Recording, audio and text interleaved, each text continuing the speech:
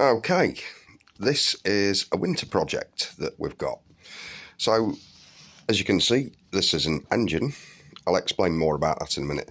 First of all, I'm going to apologise for the poor lighting. I've literally got a handheld wand light plugged in, and I'm in my garage, as you can see, at home.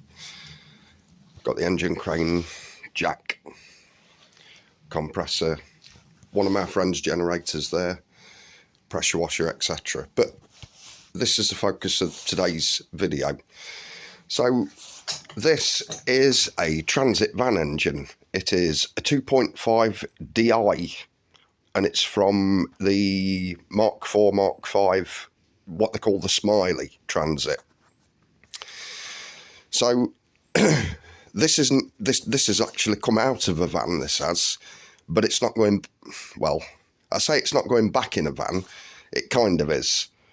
This is going in a generator, because at the minute I've got a Chinese version, or I want to say copy, but it's not, because it's an original.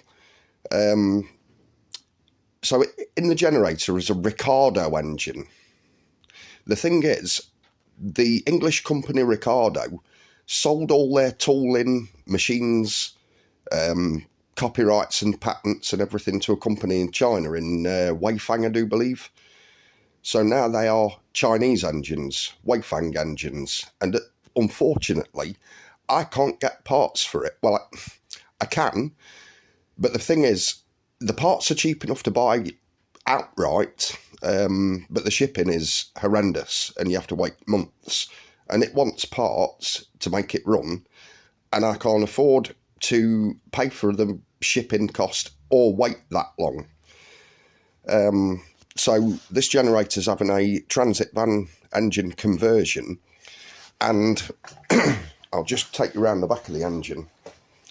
So I've taken the clutch off the engine, that's there, off the flywheel, which is there, and I bent that plate, so I need to straighten that plate up. But a adapter plate goes on here and covers the flywheel up and converts it to SAE, which is the standard for alternators, three-phase alternators for generator units.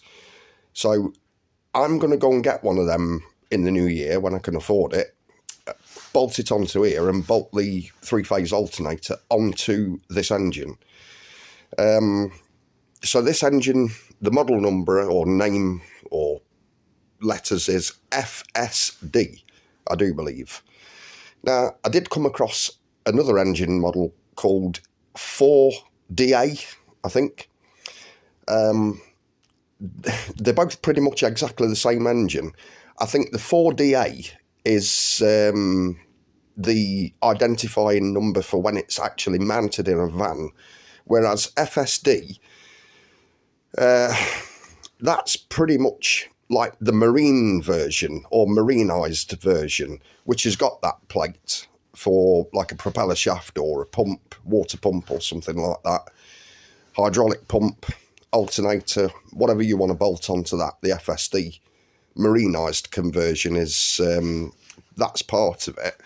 And I think the rocker cover is slightly different and all the intakes are slightly different. However, I'm not going to completely marinise this engine because it's going in a generator, so it doesn't need all the seawater cooling that the marinised engine has, because this is going to have a radiator, like in a van, but in the generator cabinet instead. So there's a few things that I need to do to convert this engine. One I've already done, which is take the clutch off. Now, I might have to put that clutch back on the flywheel, because this flywheel's got no spline drive in it. You see, it's just a bearing, a hole with a bearing through it. Now, to connect that flywheel to the alternator, the three-phase alternator, I think I'm going to need a spline drive, and the clutch plate has got a spline drive in it. So I might end up putting that clutch back on and using the splines from the clutch to drive the alternator, or I might just get a new clutch just to you could say that's one point of, what do you call it, point of failure that I've prevented for a while. So we'll see what happens. So a few of the things I don't need, being as it's not going to be actually driving a van, is one of them. You can see here there's a bracket. Sorry about my hands, I've been tinkering already, I'm filthy. So this bracket is for the power steering pump, which I don't need because it's not going to be in motion while it's running the generator. It's not going to have anything to do with the actual running of the van. So I don't need to steer while this is running. So this engine doesn't need the power steering pump, because the engine in the van has the power steering pump, and when that's running, obviously it runs the steering. This is a turbo engine. The turbo normally bolts on just here. That is the return oil feed pipe which goes into the sump just there. So oil comes out of the engine block just there through that little nipple into a pipe into the turbo, and then when the turbo's been cooled and lubricated with that engine oil, the oil then goes out the turbo down this pipe and just trickles back into the oil sump underneath there. Now, when I got this engine, it's got a stud broke off in the exhaust manifold where the turbo bolts. So I need to flatten that out, drill that out and get that out so that I can put another bolt in. I need to change the engine mounts as well because they're rotten. This engine hasn't got a fuel lift pump, which, if anyone that's fixed a Transit knows, this is like a big mushroom shaped metal object with a couple of ports on it for pipes. And what that does, it's got a rod that goes down there onto a cam, and the cam actuates the diaphragm inside it, and it sucks fuel from the tank and pushes it up this way into a fuel filter, which is normally mounted on those two bolts. But me being a hooligan, the other day when I was bringing it home, I actually smashed some of the plastic that's on this fuel filter, and I broke a couple of the pipes. There's one. You see, they've got these push fittings. I've never liked these. They get cold, they get brittle, and they just snap. But from there, where I'm covering that pipe, to there is supposed to be part of the fuel filter, and this bit here pushes into that. And obviously, I think you squeeze those tangs on the fitting, or pull the collar back, or push the collar forward, and then you can release this pipe. But I dropped this engine on its side and it smashed that and another couple of pipes. Looks like it's got new core plugs. So for anyone that doesn't know, that is a core plug. That is also a core plug. What they do, if it's very cold and your antifreeze actually freezes, instead of cracking the engine block when the coolant expands and turns into ice, these core plugs pop out and you get like a column of ice. You know, like if you've seen the YouTube videos of, I think what they call is devil's toothpaste or something like that, you get like a column of ice sticking out there with the this core plug either stuck on the end of it or pushed off and just dropped down at the side of the engine. So yeah, they prevent the engine block from cracking when it's iced, when it's full of ice and frozen solid. So I think you've got 4 of them down this side. Oh no, 2 on this side, and then you've got like a water outlet pipe there, inlet pipe, outlet pipe, which has been cut. So I need to replace that. Obviously the wires have been cut because it's been hooliganed out of a van It's not been gently removed, you know, bolts taken out here and there. It's just been ripped out of a van. The likelihood is the van was scrap, and the chassis work and bodywork around this engine got still sawed away or gas axed away, and then the pipes and wires just got hacked, chopped, cut, and this engine was then free and they could just pick it up and put it in on a rack for storage. Now, this is interesting. This is an electrical fuel pump. Again, the cover was already cracked when I bought this engine, but when I dropped it on its side by accident the other day, I further smashed it. So, unfortunately, the guy that has like kind of gifted me this engine said that he wants parts back, but that's not one of the parts I'm going to be able to give him. If he wants one of them fuel pumps returning, I'm going to have to buy one and give it him, because I've broken his. But that probably, I don't know whether that just unplugs, but it could have probably been unplugged rather than cutting the wires, but I don't know. But I don't need that, which is good for me, because I don't have to buy another one for myself. Unfortunately, I do have to buy a fuel pump, but not an electrical one. Now, you can strip some of these wires back and connect to live and a ground to a couple of these wires and actuate the fuel stop solenoid inside that pump to allow fuel through, and then it will be mechanically driven. And I've been told it operates similar to a manual mechanical fuel pump, but there's one problem. I need the throttle cable going through and the levers and arms and everything. I need them, because what I need to do is I need to set the revs on this engine to 1500 revs for it to work as a generator. And at the minute, with it all being electrical, I can't do that. Well, not easily.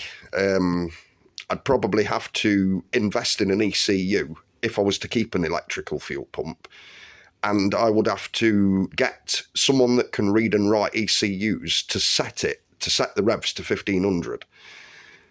Whereas with a mechanical fuel pump, the levers and everything that come across and the throttle cable goes in there, I think, or somewhere on the front of this engine. The throttle cable mounts, and it pulls on a lever. You put your foot down on the throttle pedal, the accelerator pedal, and it pulls on a lever this way, that way, sorry. The lever's kind of like that, and when you press the gas pedal, it pulls the lever across either that way or that way. I need that system, because what I need to do is I need to put a bolt from that lever to one of these holes in the casting and tighten it up gradually while the engine's running, and get the engine to 1500 revs and leave it there, so that when you start the engine, it automatically jumps up to 1500 revs and stays there all day for it to operate the alternator. Something else I'm going to do is, whoops, try not to knock the torch off the wall. I'll put that back up. No, I won't. I'll hold it so that you can see a bit easier. So the fan has got a couple of teeth missing, blades missing. I need to take the plastic fan off and replace it with another fan. And I'm going to take, let me see if I can hang this light up. That's it. I'm going to take this plastic timing case cover off. So inside there is the timing belt. I'm going to take that cover off and leave it off, because when this engine's inside the generator cabinet, this is going to be very hard to get to.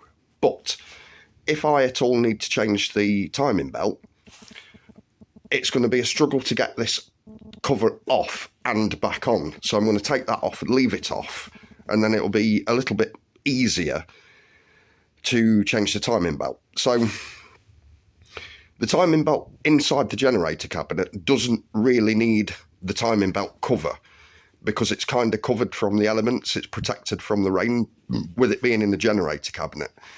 If you had that off in a van, you've got the radiator and the grill just here. You chance if there's driving rain that's coming towards you as you're driving along, you chance rain going in through the grill, wetting the timing belt, and then the timing belt jumping a tooth and breaking something or something like that, or completely stripping all the teeth off the belt. And you know, that's kind of a major pain. It's only a minor overhaul. I could probably repair that problem in a morning, you know, but it's just the you don't really want that to happen, because then you have to take engines apart and replace rockers, straighten push rods and all that kind of jazz. So the alternator, I'm going to need that for charging the starting batteries. This vacuum pipe can come off. I don't need that. That would just operate the brake servo in a van, so that you've got brakes, or should I say, easier to use power brakes. So that vacuum pipe can come off and stay off. This alternator's also got an oil feed pipe round the back. That's got to stay on. That just feeds oil around the engine. What else is there? The radiator pipes, I need to take the stumps off, because again they've been cut, so I need to take this off and replace it with a new one, and you know, put the radiator on. You've got the thermostat housing there. I might take that off, because this is split. I don't know whether you can see, but this is a split casting. Once you've took this pipe off, this top radiator hose, this is like a nut, a plastic nut that goes into a socket. So I might undo that, take the thermostat out, and I might possibly leave the thermostat out with it being in a case, in a generator case. I might even get a new one of them, because I don't necessarily need that sensor. Although I'll tell you what, I might take the sensor out and put an adapter in, because I have got a thermostat gauge, temperature gauge, in the generator cabinet, and I might just screw the appropriate sensor into that to give me the water temperature. That'd be a good idea. That'd be a good idea. Okay, next one. These vacuum pipes. You remember I told you I was going to take this vacuum pipe off. Well, these vacuum pipes work a little different. They actually are fed from the air intake. Now, they work the exhaust gas recirculation system, or EGR system. I'm not going to use the EGR system. It's completely pointless on a static engine. I really do believe that it's more for when you're accelerating, braking, etc. It's to reduce the emissions of a moving vehicle. But being as this one's going to be static, it doesn't really need that system, because it's not really working under low RPMs. So I'm going to take all that system off, and round here, so it's difficult to hold the torch, point to things and hold the phone at the same time. So this is one of the EGR actuators. What this does, it allows exhaust gas to come up through this pipe, which is bent and crushed. So exhaust gas comes out of these ports here and into the exhaust manifold, and some of it, when it's under the right operating conditions, comes up this pipe and back into the air intake and gets sucked in the air intake and back into the engine. It's basically supposed to suck some of the soot and is it carbon monoxide out of the exhaust system and reburn it. You know, it's reburning exhaust gas inside the engine to supposedly make it cleaner running, but I am going to blank that off. I'm just going to get a plate. You can buy a plate from eBay. You undo these two nuts that hold this pipe on. You put a plate there and clamp that back down, and the pipe and all these fittings hold the plate in place. Because like I've said, with it being a generator, it's not going to be on the road, and there's different legalities with generators, static engines, than there is moving engines. One of them is the emissions. I don't think none of the emissions are tested on a static generator, or should I say a static engine. Also, I do believe for a generator you can use agricultural diesel, which in the UK is red. Ireland, I think it's green diesel. So basically, that's for off-road use only, and you're not really supposed to propel a vehicle with agricultural diesel unless it is an agricultural machine like a tractor, a combine. Now, I could be wrong, so put in the comments whether I'm wrong or not. Anything I've got wrong today, put it in the comments, because I've probably forgotten more about these engines than anyone else on watching has learned, because I've fixed that many of the damn things at the side of the road. Yeah, so this needs a rocker cover because there's a nice big dent there, and the oil filler neck, apologies for the lamp, the oil filler neck is bent over and cracked. So I need to get a new rocker cover. The rockers are under there.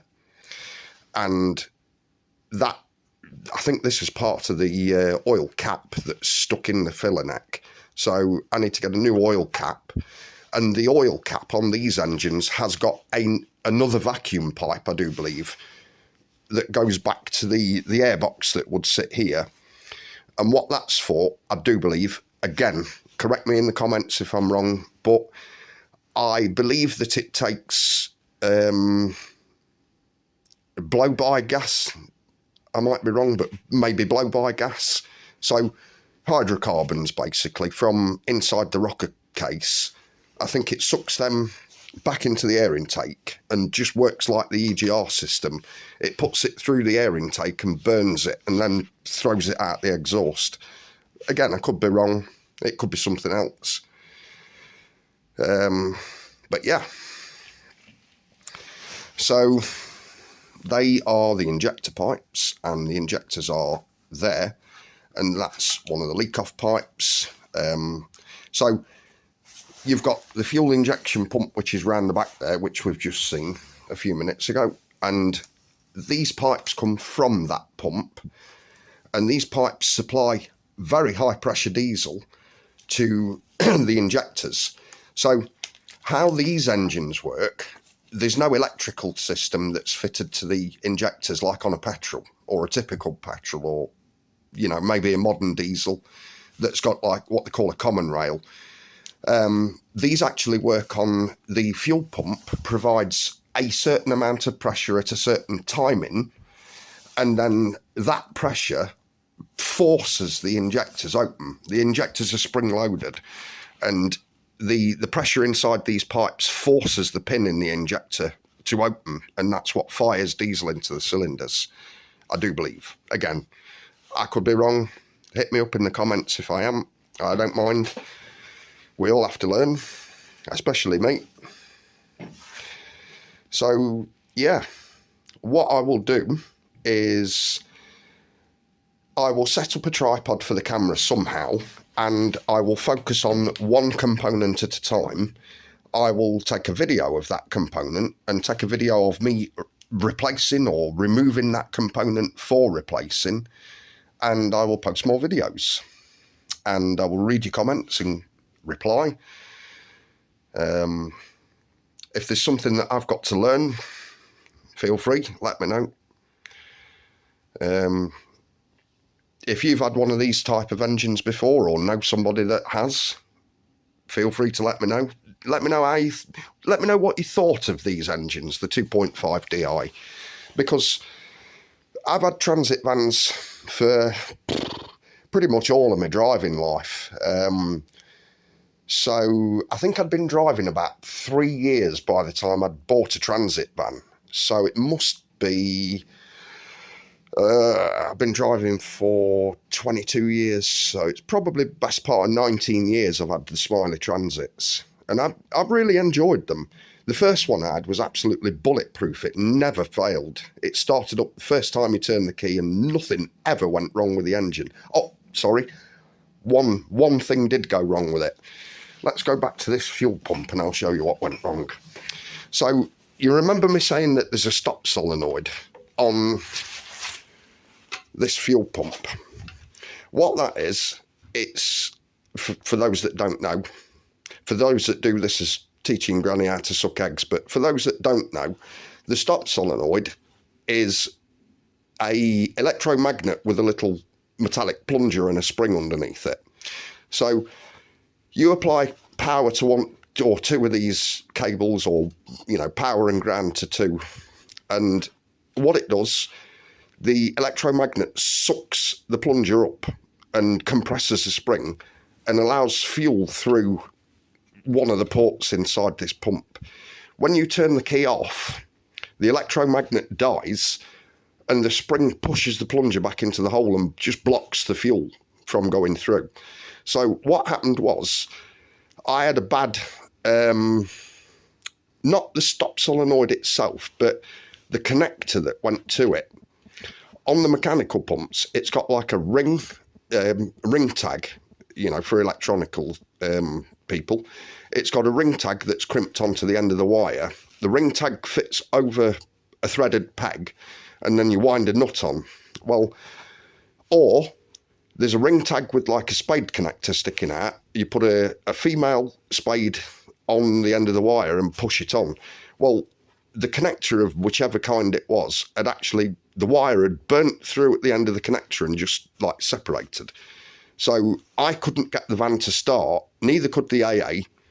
So I had it recovered to a friend's house, and he literally crimped a new terminal on, pushed it onto where it was supposed to be, turned the key, and it fired straight up. So that was nothing major.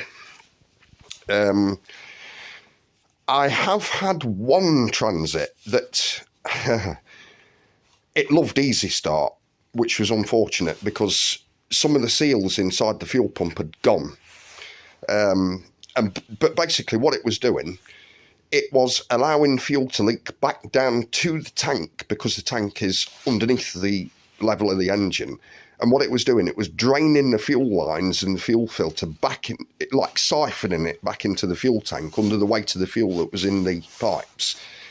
And that sucked, because you had to either every morning crack these fuel unions off, which I showed you earlier, that went onto the injectors, and turn it over until you got fuel, and then tighten them back up just to get it started to bleed the fuel through. Or you had to fire a bit of easy start into the intake if you were feeling lazy, and then crank it and it would fire, you know. So yeah, I have had a few problems. I've had a few problems with Transit engines, but not that many. Not as many as what you would expect for the amount of time I've been driving Transits. I've had a timing belt jump a couple of teeth and then smash one of the rocker tops and bend a push rod. What else have I had? I can't think of any other failures I've had. Oh, I know. I learned a very foul lesson. What happened years ago was, I actually blocked this EGR port off with a 2p coin. But what happened was, I did that on a non-turbo engine, and it was absolutely fine. I didn't keep that van long before I sold it, or scrapped it, I can't remember which. So if I sold it with the 2p coin in, I'm sorry, I probably cost you quite a bit of money. I did it to a turbo engine similar to this, and what happened was the exhaust gas got so hot it burned through, or should I say it burned the rim off the 2p coin, and it dropped into the hole, came out that one, went into the turbo fan blades and mangled everything. So that wasn't a failure that was Ford's fault, that was my fault. For bypassing the EGR and trying to get a bit more power out of the engine. So yeah, that was my fault. Hands up, that was me, guilty. But since then I have found the plates that you can actually buy to do that.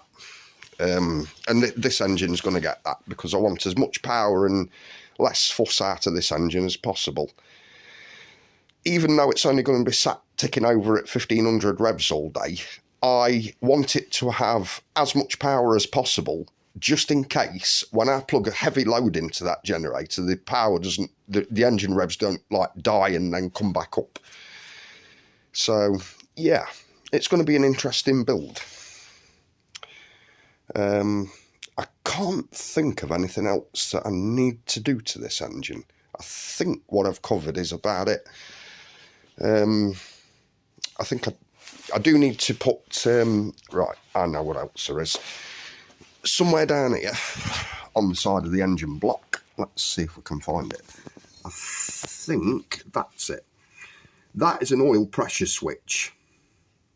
What that does is it detects the oil pressure inside the engine block and switches the oil warning light off on the dashboard.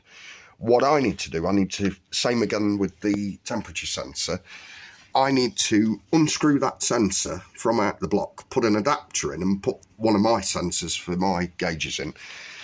I have bought, and I'm not going to plug them because I bought everything myself, I have bought 8 diorite gauges. I think I have used diorite gauges before and I think they were okay, but I'll let you know. They seemed about the best on the UK market for generator use at the time. So oil filter, I'll be changing that. And I've just noticed something. I do believe this engine has got the oil to water cooling plate in there. So all you guys that have had transits with oil coolers, let me know. I think that's what they call the heat exchanger system. So basically, I could be wrong, but like I've said before, correct me if I am. I think water goes through that and cools the engine oil. If not, oil comes through those 2 pipes and I have to get a oil cooler. Maybe not, because these pipes, right, that pipe looks like the return from the heater matrix in the cab, and just from the positions that looks like it goes up to the expansion tank, which transit guys will know as the rugby ball. That looks like it comes out of the bottom of the the rugby ball. Yes, that's something else. That's something else I have thought of. I'm thinking on my feet here. So I will be using the expansion tank, what they call the rugby ball, because it's like a rugby ball type of shape. So people say. I think it looks more like, you know, the ball cock inside your toilet cistern. I think it looks more like one of them with a cap on top. But yeah, ignoring that, this engine won't need a heater matrix because it's not going to be warm in a truck cab, you know, a van cab. Now, this is the outlet for, there's a pipe that comes down the side of there and clips into them clips. Now, this pipe, this is a common problem, common fault with these engines. The pipe rubs on that first clip and punches a hole in the pipe, and then you don't notice it, but your engine coolant is then spraying out of here. Obviously, it's all up against the hot rocker cover and exhaust manifold, so you don't notice it. But the coolant sprays out of this pipe, you lose all your coolant, and then all of a sudden your temperature gauge doesn't actually go up. The temperature gauge falls right down to cold, and then, trust me, this engine's overheating at that point, so you need to pull over and stop. So what I need to do, I need to put, first of all, there's a fitting that's snapped inside there. I need to get that out, and I need to put another fitting in. But then I need to route a pipe from that fitting that would usually go to the heater matrix, because that's the feed for the heater matrix, I do believe. I need to take that straight up to the expansion tank and like bypass the heater matrix, so to speak. Or what I could do is, the generator cabinet's got 2 like louver grill vents, one at the front, one at the back, and the back would be not much past probably where the garage door is. So what I could do, I could put a longer heater matrix pipe in to where the, you know, to where the garage door is, behind the three-phase alternator, where that grill is. And I could actually put a little radiator up against the grill and have a little bit more cooling. Or I can just bypass that pipe straight to the expansion tank, which will sit up here somewhere. Let me know which you'd do. Anyway, this video is getting a bit long, so I shall return next time with another video of me taking something off this engine. See you later.